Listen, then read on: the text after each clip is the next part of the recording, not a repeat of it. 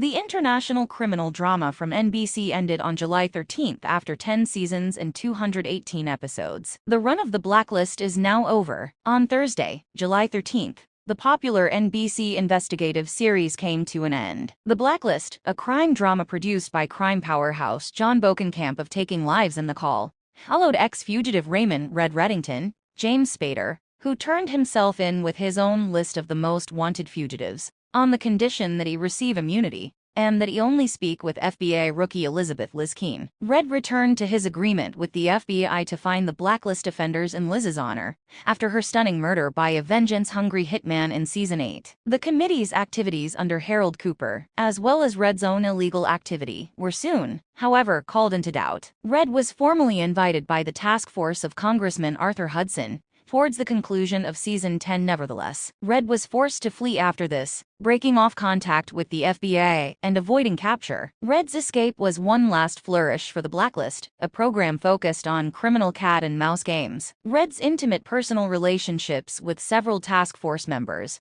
such as his former bodyguard turned FBI Special Agent Dembe Zuma, Hisham Tawfik, rendered the group's decisions risky. In a covert phone conversation to Zuma in the first episode of the two-part finale, Red pleaded with him, "Don't do me any more favors." "I won't, Raymond. I'll bring you in," Zuma retorted. While the task force may have obtained Red's license plate and was attempting to locate the vehicle, they soon discovered that Red was using many vehicles as a means of distraction. Simply put, Red couldn't be found via their usual methods. Zuma advised the committee to consider Raymond as an ordinary criminal. That would be wrong. He then reaffirmed that it's his mind we should be worried about. Red made a call to Andrea Athens, a realtor, while he was camped out. Zuma's logic played a major role in helping the agents locate his makeshift hiding place. "You have an inkling, don't you?" Sia Malik, an agency, inquired. "It's not included in that list, is it?" Red was still narrowly missed by the agents, but they did hear of his new location, a dilapidated property he was allegedly buying. The home was already on fire when they got there. Zuma recognized that Raymond was utilizing fire. That's how he's escaping.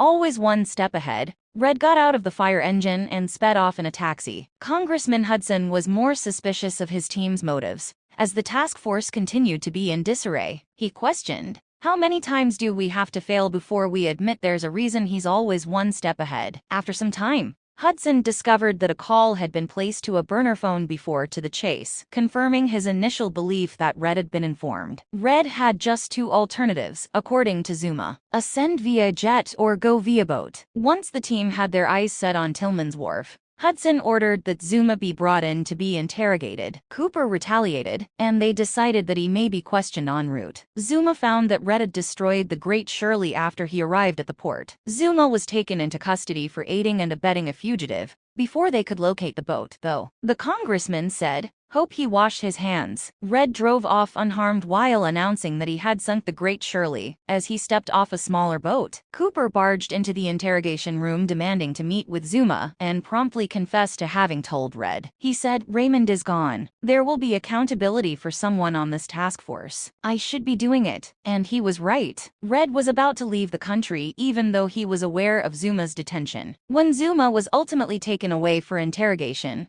Hudson's anxiety reached a boiling point, and he said, "I don't trust you. I don't trust him. And I certainly don't trust this place." They were soon joined by Agent Donald Ressler. Red attempted to save Zuma while driving into the FBI while feeling terrible about it. Red was however informed by Zuma that he would not be accompanying him. Ressler and Hudson exited the vehicle at that precise moment, and raised their firearms. After Red shot Hudson and Ressler, Hudson shot Zuma in the neck. The congressman was left dead on the ground when the first episode of the finale ended, but Ressler lived. Red was apprehended by the task force when Agent Malik tracked him down to a nearby nursing facility. However, Red had already left, and Zuma was engaged in surgery when they arrived at the house. Red administered a blood transfusion to help Zuma live, and the nurse warned the agents that Red seemed ill as she departed.